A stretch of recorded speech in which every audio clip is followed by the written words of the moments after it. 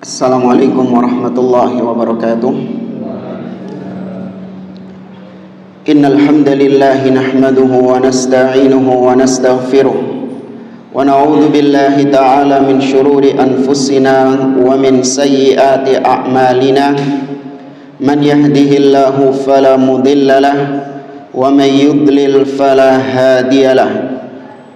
Wa ashhadu an la ilaha illallah wahdahu la syarika lah wa ashhadu anna Muhammadan abduhu wa rasuluh. Ya ayyuhalladzina amanu taqullaha haqqa tuqatih wa la tamutunna illa wa antum muslimun. Ya ayyuhan nasu taqu rabbakumul ladzi khalaqakum min nafsin wahidah wa khalaqa minha zawjaha wa batha minhuma rijalan katsiran wa nisaa'a wattaqullaha alladzi tasaaluna bihi wal arham innallaha kana 'alaikum raqiba. Ya ayyuhalladzina amanu taqullaha wa qulu qawlan sadida yuslih lakum a'malakum wa yaghfir lakum dhunubakum wa man yuti'illaha wa rasulahu faqad faza fawzan 'azima. Amma ba'd, fa inna asdaqal hadithi kitabullah wa khairal hadi hadi Muhammadin sallallahu alaihi wasallam wa syarral umuri muhdatsatuha wa kullu muhdatsatin bid'ah wa kullu bid'atin dhalalah wa kullu dhalalatin finnar. Ma'asyiral muslimin, ikhwani fillah, rahimani wa rahimakumullah.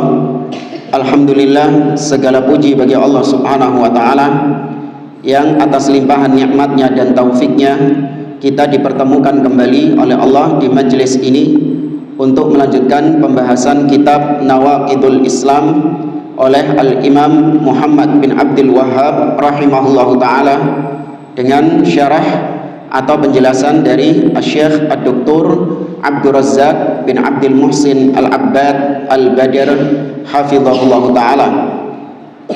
Pada pertemuan yang lalu kita sedang membahas An-Naqidu Ats-Tsalits, pembatal Islam yang ketiga, ya, di halaman 30. Qala al-muallif rahimahullah, penulis berkata, Ats-Tsalitsu man lam yukaffir al-musyrikina, barang siapa yang tidak mengkafirkan orang-orang musyrik, au syakka fi kufrihim, atau ragu akan kekufuran mereka, au sahhaha madhhabahum, atau membenarkan ajaran mereka, kafara, maka barang siapa yang demikian dia kafir. Para jamaah rahimani wa rahimakumullah, kata Syekh Abdul Razzaq dalam syarahnya, qauluhu, ya, ucapan Syekh Muhammad bin Abdul Wahhab tadi, kata beliau, hadan naqidus tsalits min nawaqidil Islam, ini merupakan pembatal Islam yang ketiga. Wa hadhihi thalathatu umurin dzakaraha al-musannifu, di dalam pembatal keislaman yang ketiga ini itu ada 3 poin yang ditegaskan oleh penulis. Yang pertama, tidak mengkafirkan orang kafir. Yang kedua, ragu akan kekafiran mereka. Dan poin yang ketiga dalam pembahasan ini, membenarkan ajaran agama mereka. Ya, jadi pembatal Islam yang ketiga ini di dalamnya ada 3 poin ini. Kita bahas al-amrul awal, perkara yang pertama, malam yukaffiril musyrikin, siapa saja yang tidak mengkafirkan orang-orang musyrik, atau bisa ditambahkan orang-orang kafir seperti Yahudi, pokoknya di luar Islam. Ya, orang-orang yang tidak beragama dengan agama Islam, mau dia itu ahlul kitab, Yahudi, Nasara, atau dia ini agama musyrik, agama kesyirikan seperti Hindu, Buddha, ya, Konghucu, ya, dan yang lainnya. Intinya dia tidak beragama dengan agama Islam. Ai la yara kufrahum, yaitu dia tidak memandang kufurnya mereka. Ya, jadi ada orang yang tidak beranggapan bahwa orang-orang di luar Islam itu kafir. Enggak. Ya, mereka ini enggak boleh dikatakan kafir. Mereka ini juga beriman, sama-sama menempuh jalan menuju surga. Enggak boleh kita memvonis mereka kafir. Ada yang berpendapat demikian. Wala ya'taqidu dzalik, dia tidak meyakini kekufuran orang-orang non-muslim tadi. Ka'an yaqula mathalan, seperti kalau ada yang berkata innal yahuda laisu kuffaran, kalau ada yang berkata Yahudi itu bukanlah orang kafir, awin nasara, Nasrani itu bukan orang kafir, awil majus atau majusi, au abadatul asnam atau para penyembah-penyembah berhala, laisu kuffaran, kata dia mereka itu bukan orang kafir. Itu Yahudi, Nasrani, Majusi, penyembah patung, penyembah dewa, itu bukan kafir katanya. Fahuwa bihadza la yukaffiril musyrikin, maka dengan ucapannya itu dia tidak mau mengkafirkan orang-orang musyrik atau orang-orang di luar Islam. Wala ya'taqidu kufrahum, dan tidak meyakini di dalam hatinya akan kekufuran mereka. Wala yaqulu bihadza fahadza kafirun, dia tidak mau mengucapkan kafirnya orang-orang kafir ini. Maka dengan sebab itulah orang yang seperti ini dia terancam dengan kekufuran. Ini kita katakan terancam dengan kekufuran karena memang ini salah satu pembatal keislaman, namun ini hukum secara apa? Secara umum, secara global. Makanya kita pakai kalimat terancam dia. Ya, kita ancam dia, kau dengan keyakinanmu itu yang meyakini tidak kafirnya Yahudi dan Nasrani, tidak kafirnya para penyembah-penyembah berhala, kau dengan keyakinanmu itu bisa murtad dari Islam. Namun aku tidak mengkafirkan engkau karena belum tegak hujjah, harus terpenuhi syarat-syaratnya terlebih dahulu. Ya, kalau dia memang muslim. Tapi kalau yang kita ajak ngomong ini orang Yahudi, orang Nasrani, orang ateis, ini dikafirkan apanya juga, orang-orangnya juga langsung dikafirkan. Ya, jadi bedakan antara memvonis orang yang non muslim yang tidak beragama dengan agama Islam, ini kita kafirkan secara umum, agamanya, keyakinannya itu kafir, ya kufur. Orangnya juga harus kita yakini kekafirannya, individu-individunya. Nggak perlu ada syarat-syarat, nggak perlu harus ditegakkan hujjah. Bisa jadi orang Nasrani ini masih belum tegak hujjah, nggak pakai. Kalau dia bukan agama Islam, maka dia kafir, jelas. Ada orang primitif tinggal di dalam pedalaman hutan, belum sampai dakwah kepada mereka. Ya, belum sampai Islam kepada mereka, karena mereka tinggal di pedalaman hutan belantara sana. Ya, orang-orang primitif. Maka mereka beragama dengan agama-agama yang mereka karang-karang sendiri, mereka yakini sendiri. Tapi orang ini seperti ini, statusnya apa di mata kita? Alul Fatro. Wah, Alul Fatro kok iso loh? Jelas ya, Mas. Kok ragu antum? Atau belum ngeh soalnya? Jadi ada sekelompok orang yang tinggal di hutan belantara. Ya wis orang-orang primitif lah, pakai tombak, berburu, seboloe Tarsan ngono lah. Iya. Tapi belum sampai Islam kepadanya, karena nggak ada ustadz yang mau ke sana. Bahaya ini, kanibal semua ini orang-orangnya ini. Nggak ada ustadz yang mau menyampaikan Islam ke sana, sehingga tidak tersentuh dakwah. Mereka sejak lahir nggak kenal Al-Quran, nggak kenal Sunnah, ya.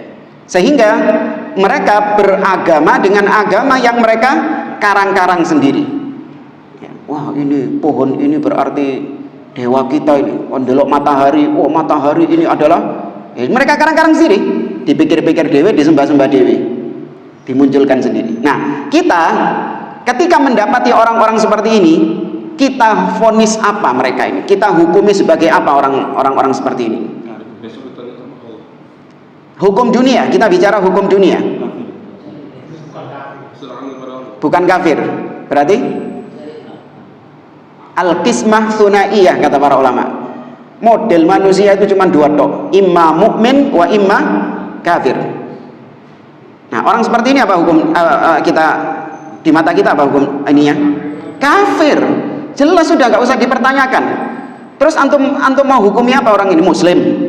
Kok bisa muslim kayak gitu?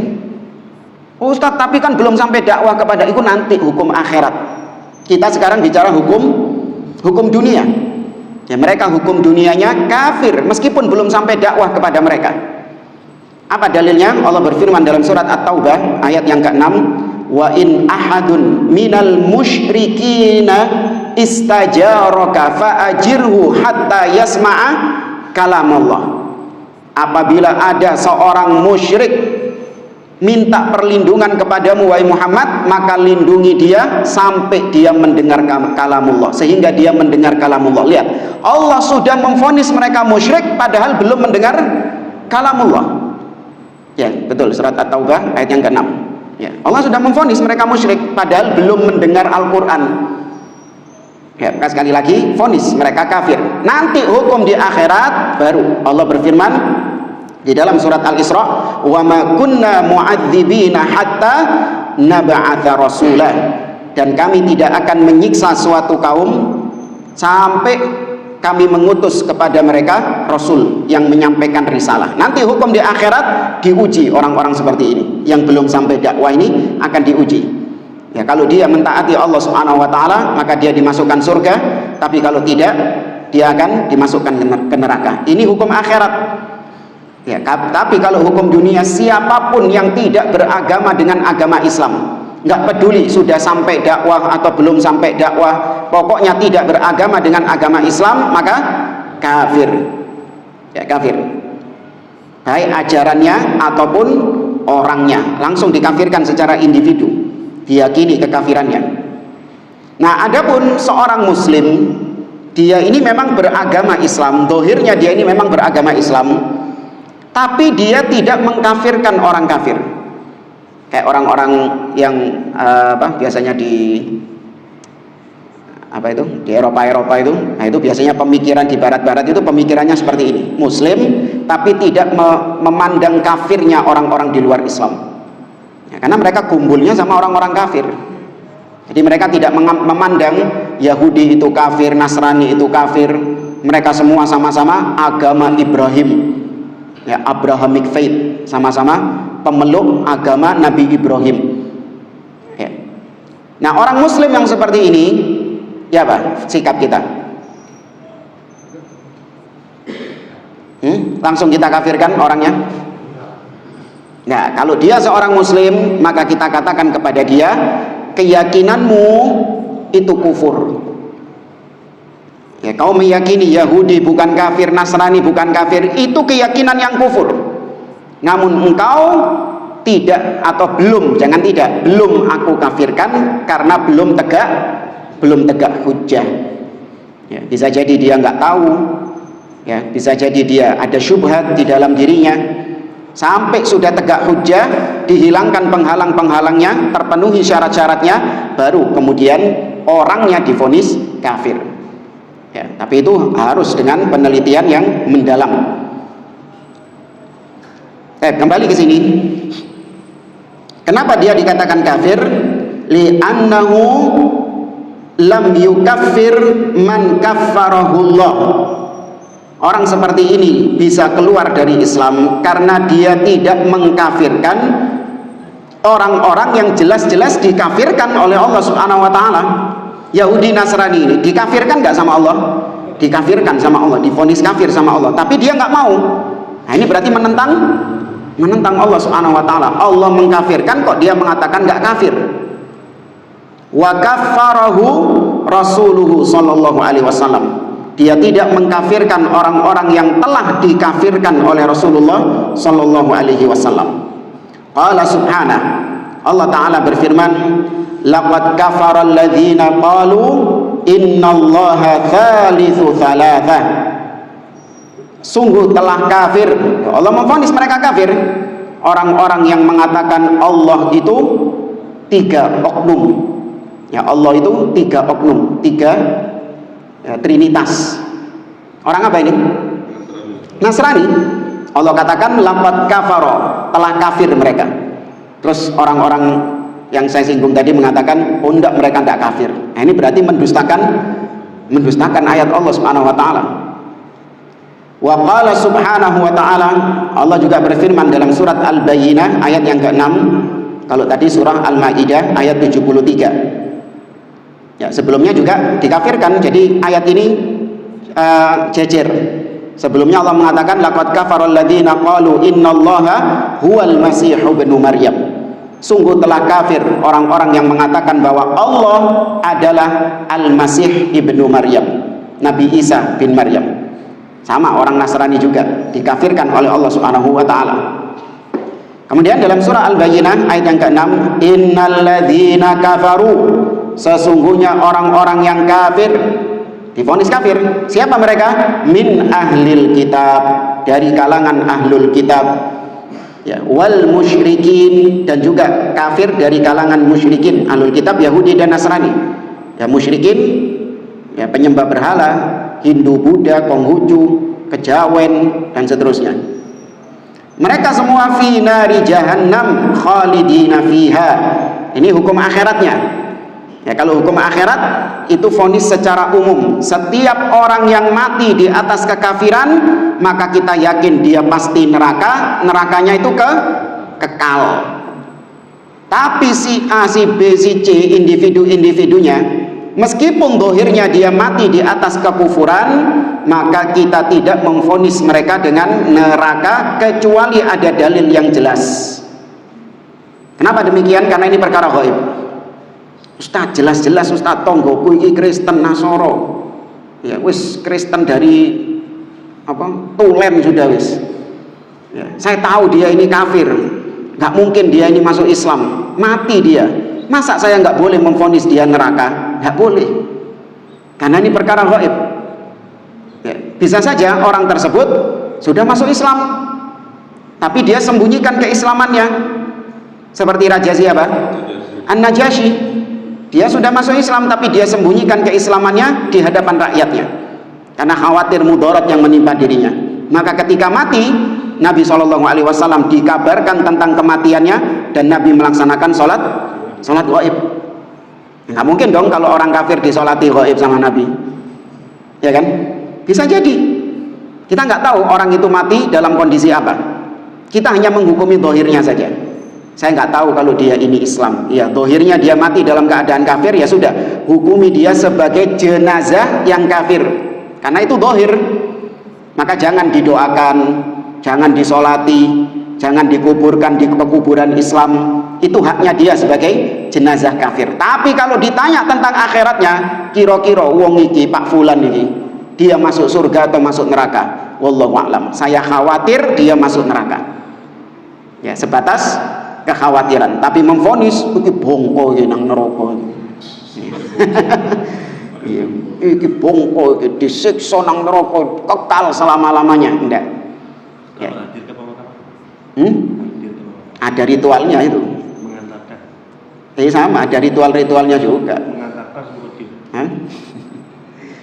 Ya, kalau nggak ada ini nggak perlu lah. Iya. Cukup kita datang ke rumahnya, kita bertemu dengan keluarganya, hanya sebatas mengucapkan, bukan bela sungkawa, maksudnya untuk membuat mereka sabar. Ya, yang sabar, yang tabah. Ya, semua ini sudah ditakdirkan oleh Allah. Jangan ikuti akidah mereka. Ya, semua sudah ditakdirkan oleh Yesus. Gitu. Haleluya. Ya kan?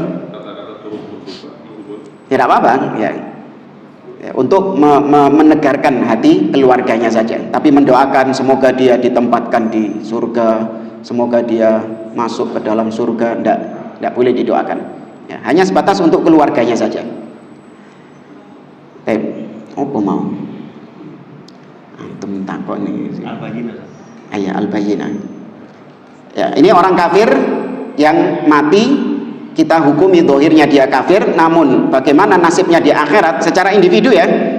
Ya, kalau secara umum antum harus tegas, semua orang yang mati dalam kondisi kafir neraka.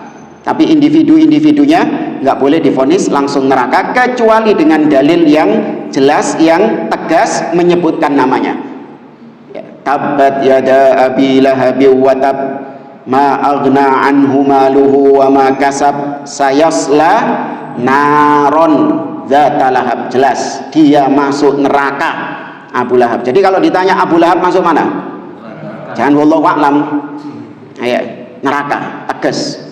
Ya, Fir'aun neraka. Allah mengatakan an-naru yu'raduna 'alaiha ghuduwan wa 'ashiyah wa yauma taqumus sa'ah adkhilu ala fir'auna asyaddal adab. Ya, Fir'aun di neraka.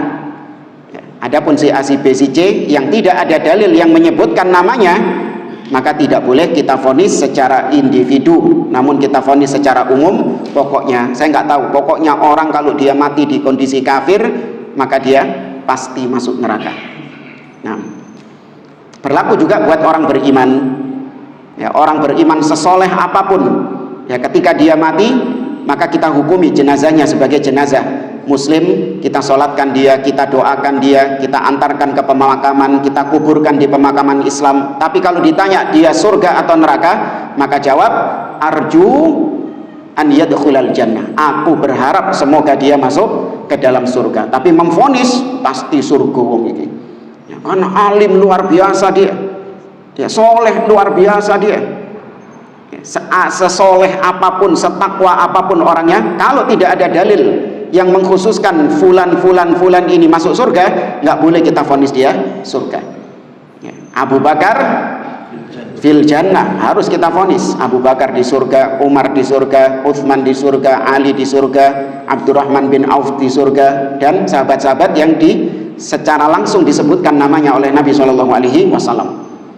Termasuk masalah saudara kita di Palestina mengatakan syahid, sama hukumnya dengan ini. Syahid ini disebutkan oleh Imam Al-Bukhari, la yuqalu fulan syahid. Tidak boleh menghukumi seseorang fulan pasti syahid. Ya, tapi kalau di sana adalah unsur mendoakan, ya harapan, ya semoga fulan itu termasuk di antara syuhada, termasuk di antara yang syahid. Ya, tapi kebiasaan ahli bid'ah kadang sudah langsung dijadikan gelar. Ya, asy-syahid Sayyid Qutb, ya, asy-syahid Hasan Al-Banna, asy-syahid siapa? Nah, ini bukan kebiasaan ahlu sunnah demikian. Memvonis orang dengan syahid, dengan bil jazm, dengan pemastian, ini sama seperti yang kita bahas tadi. Nggak boleh, karena itu perkara gaib. Ya, bukankah di zaman Nabi SAW ada seseorang yang dikenal luar biasa ketika berperang, sampai-sampai membuat para sahabat yang lain heran. Namun Nabi mengatakan amma hada min ahli jahannam. Adapun orang ini dia termasuk di antara penghuni neraka. Ketika ditelusuri oleh para sahabat, betul dia ketika kesakitan membunuh dirinya sendiri. Itu kalau nggak dikasih tahu sama Nabi dan nggak diikuti sama para sahabat, maka ketika para sahabat menemukan jenazahnya, maka pasti sahabat sudah memvonis apa? Syahid. Iya, karena para sahabat nggak lihat prosesnya dia ketika bunuh diri. Sahabat cuma ngelihat, tahu-tahu dia sudah terbunuh di medan peperangan. Oh, ini syahid, ini berarti divonis. Ternyata tidak. Itu yang dohir. Bagaimana lagi dengan yang batin? Ada orang-orang yang kita nggak tahu, dia berjihad di jalan Allah, namun batinnya riya. Ya, batinnya penuh dengan kesombongan, batinnya penuh dengan ingin untuk mendapatkan pujian. Bukankah salah satu dari 3 golongan yang menjadi korek api neraka adalah rajulun ustushhida fi sabilillah, seorang yang syahid di jalan Allah. Ketika dibangkitkan oleh Allah Subhanahu wa taala dan dia ditanya oleh Allah, dia mengatakan qataltu fik hatta ustushhidtu. Aku berperang di jalanmu ya Allah sampai aku syahid. Allah mengatakan kadzabta, kau dusta. Innama qatalta liyuqal jari. Kau berperang agar supaya dikatakan pemberani. Ya. Kita nggak tahu niat seseorang, maka nggak boleh memvonis dengan syahid. Berharap boleh, ya semoga dia termasuk di antara para syuhada. Kata beliau, fi nari jahannam khalidina fiha ulaika hum syarrul bariyah. Mereka itulah sejelek-jeleknya ciptaan, sejelek-jeleknya makhluk. Fa idza qala qail, apabila ada yang berkata lam yakfuru, ya dia sudah dibacakan ayat ini. Tuh, Allah mengatakan Nasrani kafir, Yahudi kafir. Ini belum ditambahkan hadis ya. Kalau dalam hadis Nabi SAW mengatakan la yasma'u bi ahadun min hadhil ummah Yahudiyun wala Nasraniyun thumma mata wa lam yu'min billadhi ursiltu bihi illa kana min ashabin nar. Kata Nabi SAW, tidak ada seorang pun dari umat ini, maksudnya tidak ada seorang pun setelah diutusnya aku, dia sudah mendengar tentang risalahku, sudah mendengar tentang dakwahku, kemudian dia mati dalam keadaan tidak beriman dengan agama yang aku bawa, entah dia Yahudi ataupun Nasrani, maka pasti dia menjadi penghuni neraka. Berarti dia kafir. Nah, kalau ada orang yang mengatakan lam yakfuru, enggak, dia enggak kafir, fayakfur man yaqulu dzalik. Nah, orang yang mengucapkannya itu juga bisa terancam dengan kafir, keluar dari Islam. Ya, sekali lagi ini vonis secara apa? Global. Baik, yang pertemuan yang lalu masih ingat ya, yang saya sebutkan tentang vonis takfir yang berantai. Ya apa? Masih ingat? Vonis kafir yang berantai. Ini bahayanya. Yang pernah kita alami, saya dulu divonis kafir oleh orang-orang yang punya pemahaman Khawarij. Kenapa saya divonis kafir? Karena saya tidak mengkafirkan Presiden SBY waktu itu. Karena keyakinan mereka SBY ini kafir karena tidak berhukum dengan hukum Allah. Allah berfirman dalam surat Al-Maidah ayat 44, "Wa man lam yahkum bima anzalallah fa ulaika humul kafirun." Barang siapa yang tidak berhukum dengan hukum Allah, maka merekalah orang-orang kafir. Nah, SBY waktu itu presidennya tidak berhukum dengan hukum Allah, maka presiden ini kafir. Mereka sudah mengkafirkan presiden. Nah, kemudian saya ketika ditembak, ya, apakah presiden Indonesia ini muslim atau kafir? Apakah kau mengkafirkannya atau tidak? Saya bilang enggak. Ya, karena Abdullah bin Abbas mengatakan kekufuran di situ maksudnya apa? Kufrun duna kufrin, kekufuran yang tidak sampai mengeluarkan seseorang dari Islam. Ya. Maka mereka mengatakan, wah, berarti kau juga kafir. Kenapa? Karena kau tidak mengkafirkan orang kafir.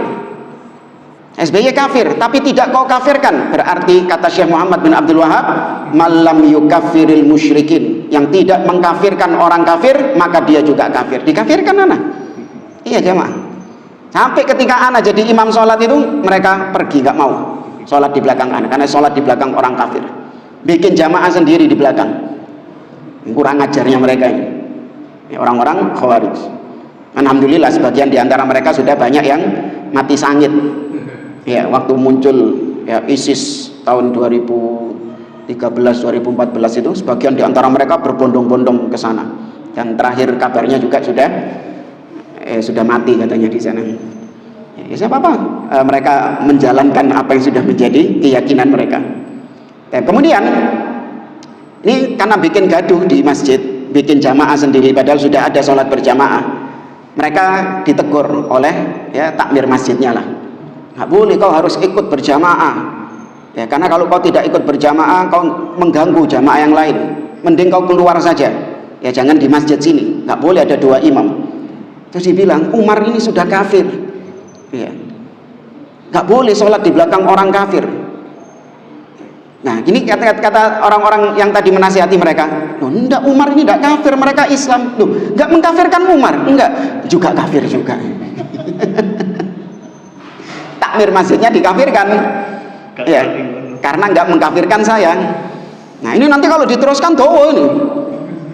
Ya, tanya orang-orang luar, itu takmir masjidnya itu kafir itu. Orang-orang bilang, enggak, mereka enggak. Kafir juga ini. Iya, karena enggak mengkafirkan takmir masjid. Tuh terus tidak mari-mari sampai akhirnya mungkin kembali kepada dirinya sendiri. Alhamdulillah. Bahkan mereka-mereka ini sebagiannya mengkafirkan orang tuanya juga. Luar biasa. Orang tuanya sendiri dikafirkan. Baik. Kemudian yang berikutnya al-amru tsani. Itu tadi perkara yang pertama, tidak mengkafirkan orang kafir. Kemudian poin yang kedua, man syakka fi kufrihim, atau ragu akan kekafiran mereka. Ya, Yahudi Nasrani ini kafir enggak? Ya, bisa jadi kafir, bisa enggak? Ya, wallahu a'lam. Wallahu a'lam. Ragu dia, kafir enggak ya? Ya, kata beliau, ai syakka fi kufri man kaffarahu Allah wa rasuluh. Dia ragu akan kekafiran orang-orang yang jelas-jelas dikafirkan oleh Allah dan Rasulnya. Yahudi dan Nasrani, kemudian Majusi, orang-orang yang di luar Islam, ini divonis apa sama Allah dan Rasulnya? Kafir, tapi dia ragu. Wa man hakamallahu alaihi wa hakama alaihi rasuluhu sallallahu alaihi wasallam bil kufri, dia ragu akan orang-orang yang telah dihukumi kafir oleh Allah dan Rasulnya. Faman syakka fi kufril kafir kafara, barang siapa yang ragu akan kekafiran orang-orang kafir yang di luar Islam, maka dia kafir.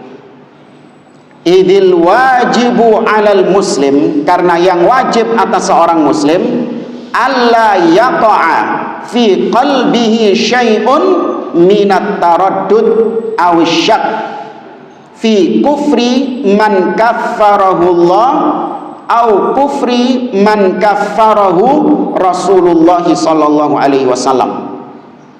Ya, yang wajib atas seorang muslim, dia nggak boleh di dalam hatinya ada sesuatu keraguan, kebimbangan akan kafirnya orang-orang yang telah divonis kafir oleh Allah dan Rasulnya. Jadi nggak boleh ragu, nggak boleh bimbang.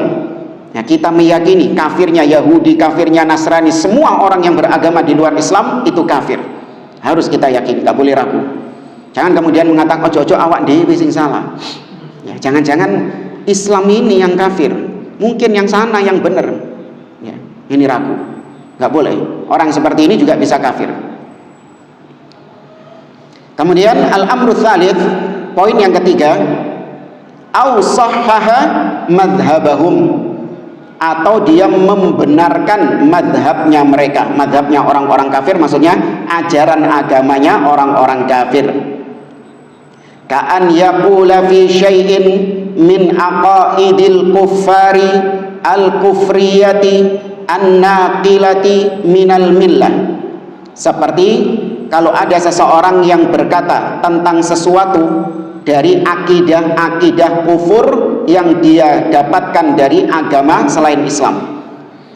Ya.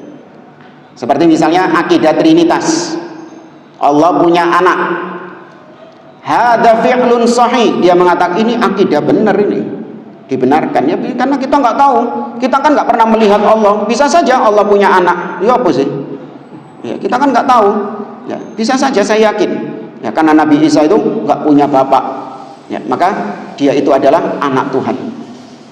Nah, bedakan antara membenarkan ajaran ahlul kitab yang memang dibenarkan oleh Allah dan Rasulnya. Paham ya? Jadi memang kita sama ahlul kitab ini ada sisi kesamaan memang. Karena mau nggak mau ahlul kitab Yahudi dan Nasrani ini memang dulunya adalah agama Islam. Yahudi dan Nasrani dulunya agama Islam yang sudah dirubah-rubah sedemikian rupa sampai akhirnya menjadi agama tersendiri. Allah menurunkan agama Islam kepada Nabi Musa. Iya. Allah menurunkan agama Islam kepada Nabi Musa. Nabi Musa mengajarkan agama Islam ini kepada Bani Israel.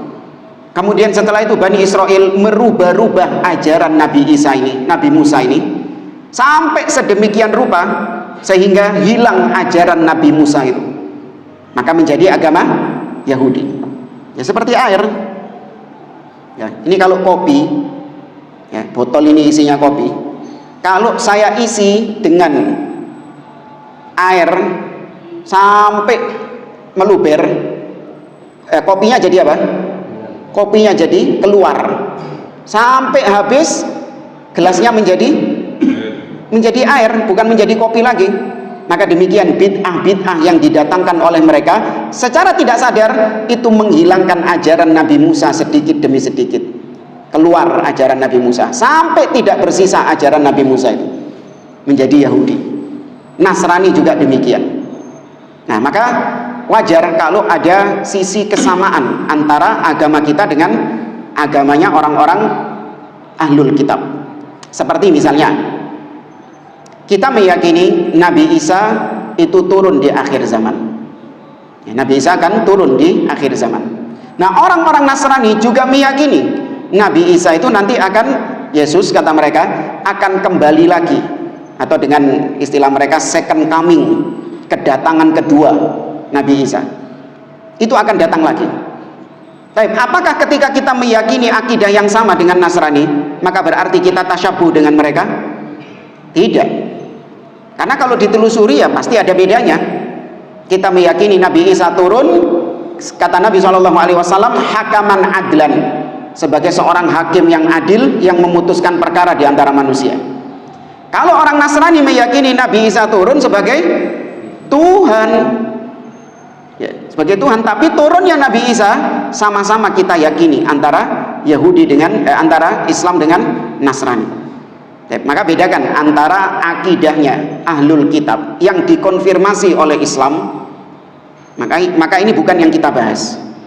Di sini yang kita bahas adalah akidah kufur mereka, Trinitas. Apa dikonfirmasi nggak sama Islam? Tidak, malah diingkari oleh Islam. Barang siapa yang membenarkannya, maka dia masuk dalam poin pembahasan ini. Dia bisa batal keislamannya. Yahudi meyakini Allah istirahat pada hari ke-7 setelah menciptakan langit dan bumi selama 6 hari, maka Allah istirahat pada hari ke-7. Dari sisi Allah menciptakan langit dan bumi selama 6 hari, sama nggak dengan kita? Hah? Sama. Kalau kita meyakini Allah menciptakan langit dan bumi selama 6 hari, apakah berarti kita membenarkan ajaran mereka? Enggak. Kita membenarkan ajaran agama kita sendiri, karena Allah mengatakan inna rabbakumullahu alladzi khalaqas samawati wal arda fi sittati ayyam. Ya, Allah menciptakan langit dan bumi selama 6 hari. Tapi mereka mengatakan di hari ke-7 Allah yastarih, Allah istirahat dari pekerjaannya di hari ke-7. Hari ke-7 hari apa? Sabtu. Ya, hari Sabtu. Makanya orang-orang Yahudi sebagai bentuk solidaritas mereka kepada Tuhan, mereka libur juga hari Sabtu. Ya. Masa Tuhannya libur, kita kerja? Iya. Maka sekali lagi yang kita katakan membenarkan akidah mereka, yaitu akidah kufur mereka. Hadza fi'lun sahih, atau membenarkan amalan-amalan mereka. Ya, seperti misalnya orang Yahudi yang bentur-benturin kepala di tembok. Nah, ini benar, ini dibenarkan sama dia. Ini juga bisa keluar dari Islam orangnya. Atau orang-orang Nasoro yang ya sujud misalnya kepada salib, ya, atau misalnya saya lihat ya berapa hari yang lalu ini di medsos itu viral, ada seorang wanita yang kemudian menjadi seorang biarawati. Itu banyak mendapatkan pujian, bahkan yang banyak memuji adalah orang-orang Islam, orang-orang Muslim. Banyak yang memuji orang-orang Muslim. Jadi orang ini memutuskan untuk menjadi biarawati. Menjadi biarawati itu berarti menghabiskan semua usianya di dalam gereja, nggak mau menikah, nggak mau keluar gereja. Bahkan katanya gerejanya dia ini bukan gereja, maksudnya apa?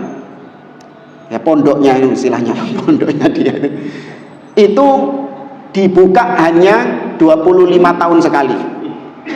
Ya, jadi keluarganya itu kalau mau bertemu dengan wanita ini itu 25 tahun sekali baru dibuka pintunya. Iya, sampai segitunya. Nah, itu dipuji-puji. Nah, pujian-pujian ini kan berarti membenarkan perbuatan mereka. Ya, tidak pernah diajarkan demikian oleh Nabi Isa sendiri, nggak pernah diajarkan gaya ibadah seperti itu. Maka nggak boleh membenarkan ajaran mereka. Au hadza qaulun sahih, ini ucapan yang benar ini. Ada orang Nasrani ngomong kufur, ya ada orang Yahudi ngomong kufur, orang Buddha ngomong ini, orang Hindu ngomong ini, dibenarkan. Oh iya benar ini. Padahal itu ucapan-ucapan kufur. Beda kalau ucapan-ucapan yang memang urusan-urusan duniawi misalnya, nggak masalah kita benarkan.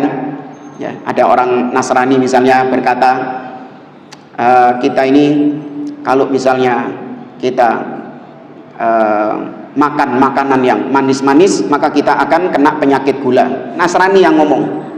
Boleh nggak antum katakan, oh iya bener ini? Hah? Ya boleh, bukan perkara akidah mereka. Ini perkara-perkara duniawi. Au hadza amalun shaib, sama seperti tadi, ini adalah amalan yang benar. Ya, maksudnya amalannya orang-orang kafir itu. Ini amalan benar ini. Au hadza amrun la syai'a fihi. Atau dia mengatakan ini masalah yang nggak apa-apa, nggak ada masalah sih. Mau orang Nasrani itu sujud kepada salib, orang Yahudi melakukan ini, orang Hindu bakar sesajen kepada dewa-dewanya, la syai'a, yang nggak ada masalah. Ya. Faman sahhaha madhhabal kuffar, barang siapa yang membenarkan, mensahihkan ajarannya orang-orang kafir, au syai'a min aqaidihim al-kufriyati an-naqilati minal millah, atau dia membenarkan sesuatu dari akidah-akidah kufur mereka yang merupakan ajaran agama mereka, fahuwa kafir, maka barang siapa yang demikian dia kafir. Fahadhihi thalathatu mukaffiratin wa nawaqidun lil millah. Maka inilah 3 pembatal keislaman. Ya, ini 3 pembatal keislaman dalam poin yang ketiga ini. Tidak mengkafirkan orang kafir, tidak meyakini kafirnya orang-orang non-muslim, atau ragu akan kekafiran mereka, atau membenarkan ajaran agama mereka. Ya, ada mutakfiril musyrikin, tidak mengkafirkan orang-orang musyrik, au syakka fi kufrihim, atau ragu akan kekufuran mereka, au tashih madzahibihim, atau mensahihkan ajaran mereka.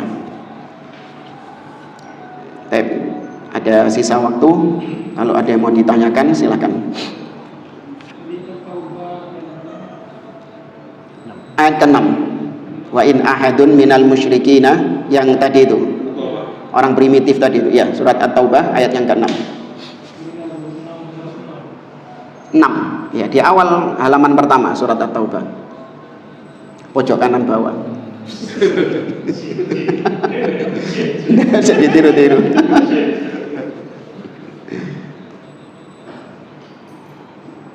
Kalau yang tadi mengatakan syahid tadi itu nggak sampai hubungannya dengan pembatal Islam ini. Dosa, maksiat, apa bid'ah omongan itu. Nah itu ya bid'ah, jatuhnya bid'ah.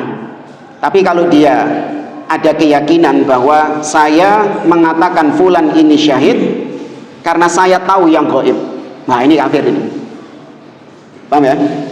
Saya tahu bahwasanya fulan ini syahid karena saya tahu tentang apa yang terjadi kelak di akhirat.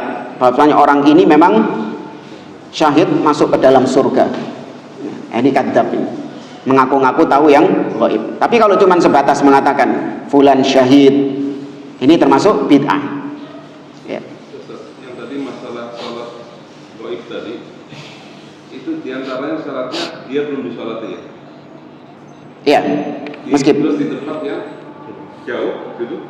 Ya, ada banyak ucapan dari para ulama tentang sholat gaib ini. Ada yang berpendapat meskipun sudah disolati boleh untuk melaksanakan sholat gaib ini. Cuman pendapat yang lebih afdol, sholat gaib dikerjakan apabila ada seorang muslim yang mati di tempat orang kafir, tidak ada yang mensolatkan, ya langsung dikuburkan. Nah, Najasyi di tempat orang-orang kafir nggak ada yang mensolatkan.